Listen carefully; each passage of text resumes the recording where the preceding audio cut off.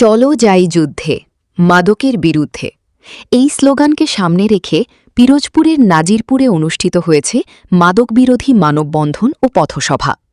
বুধবার সকালে উপজেলার ৪ নম্বর দীর্ঘা ইউনিয়নের নাউটানা বিএম মাধ্যমিক বিদ্যালয় প্রাঙ্গণে এই কর্মসূচির আয়োজন করা হয়। এতে শিক্ষক, শিক্ষার্থী, জনপ্রতিনিধি ও রাজনৈতিক ব্যক্তিবর্গসহ সর্বস্তরের মানুষ স্বতঃস্ফূর্তভাবে অংশ নেন। মানববন্ধনে অংশগ্রহণকারীরা মাদকমুক্ত সমাজ গঠনের প্রত্যয়ে সচেতনতামূলক স্লোগান দেন।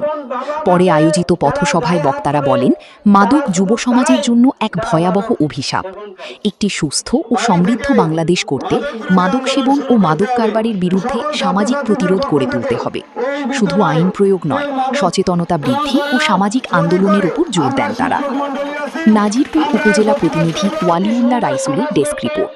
আমরা সবাই চাই মাদক মুক্ত একটি দেশ গড়তে। তাই আজকে আপনারা এই দীর্ঘ ইউনিয়নবাসী যে উদ্যোগ নিয়েছেন, এই উদ্যোগের সাথে আমরা সবাই এক আছি। যে আপনারা অপরিচিত কোন লোক যদি এলাকায় দেখেন যে এই এলাকার লোক ওই এলাকায় কাজ ছাড়া বিনা কাজে, কোনো কাজ নাই, বিনা কাজে দেখেন, সাথে সাথে আমরা দড়ি দিয়ে বাঁধবেন। একটাই আমার কথা, আর কোনো কথা নাই। সেই সুযোগটি গ্রহণ করে ওই মাদক সেবী, মাদক বিক্রেতা, মাদকের গডফাদাররা তারা চায় যে আমরা ওদের থেকে মুখ ফিরিয়ে নেই, ওদেরকে আমরা দেখেও না দেখার ভান করি।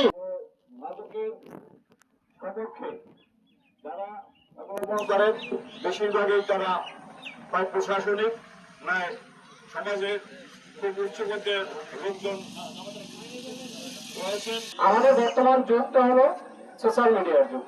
তো এই যুগে আমরা মাদকের বিরুদ্ধে বিভিন্ন ধরনের প্রতিবাদ করি অনলাইন প্ল্যাটফর্ম।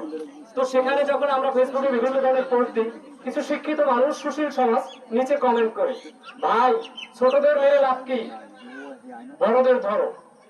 মুক্ত র্যালিতে অংশগ্রহণকারী সবাইকেই আমি নমস্কার ও সালাম জানাচ্ছি।